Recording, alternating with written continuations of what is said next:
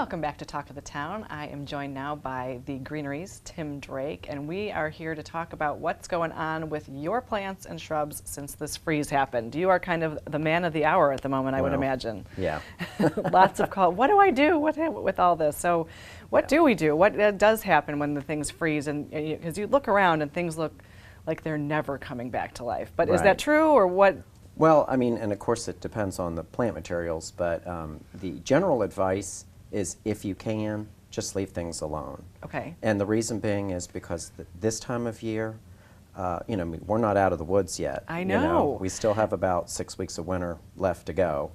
Our last frost date is the 15th of March, so you never know. And I always tell people you got to be careful because it may warm up a little bit at the beginning of March, but there's always that week that or chance, of it getting very cold. So. The general advice is to leave things alone if you can. Okay. One reason being is, when you prune, you promote new growth, and the new growth, if it does come on, if we do have some warm weather, it may get damaged with more cold temperatures. Okay. Otherwise, I'm telling people if you just can't stand it. And that was the the case in my own home. I just couldn't look at dead stalks and dead foliage forever. Cut things back. And of course ask advice about each plant material because it's a little different depending on the plants. And then mulch. Pine straw or mulch. What you're trying to do is you're trying to protect that crown or what and again depends on the plant, so that it doesn't get damaged by further cold weather. Yeah. Okay, so if we can stand looking at our ugly stuff that's hanging over and brown and dry, we should leave it there.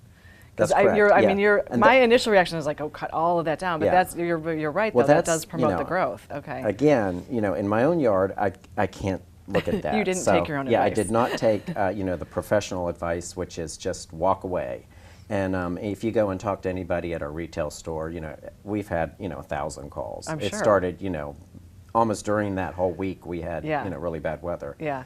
It is just walk away. Just try to, just sit tight, and when the weather starts to turn, that would be the time to eliminate the bad-looking foliage, and that being said, I cut back maybe 2 weeks ago or so. And I have had some regrowth on some things. So, if we do have cold weather, it's going to damage that tender, foliage that's actually regrown. So. Okay, but are there any plants that probably, there's just no hope and they should go? Oh, yeah. So, I mean, I'm sure there's lots of them, but what would that be that people might have in their yards or? Well, annuals. If you had, we've had a couple of really mild winters, and things like, some of our seasonal color like pentas or impatiens, or things that just kind of chug through a very mild winter, they're probably toast now. So, you can actually just pull those up, and cut those back or whatever. Okay, and what about like the palm trees and things that are larger than the plant, big shrubs or trees? What is the deal with those? Are they going to make it? Oh, yeah. Yeah. And we've had colder temperatures before. In the last 20 or 30 years. Sure. This time was an extended period of cold. It was the ice, the freezing rain. The freezing rain is what got a lot of things in my yard because I actually have plant materials that are somewhat cold tolerant. It didn't get down to 10. Right. It only got down to, 25 or 28 or whatever. But it was the freezing rain, snapped a lot of branches. Yes. We have seen a lot of damage to things like sago palms. Okay. That is cold, and that is, the freezing rain. In that instance, you probably just want to leave it alone. Those won't flush out until it really warms up. Okay. Once we get past, I say March 15th because of the frost date, you can cut off the bad-looking foliage, and just wait for it to flush back out. And what about lawns and irrigation systems? Generally speaking, irrigation systems should be off right now. Yeah.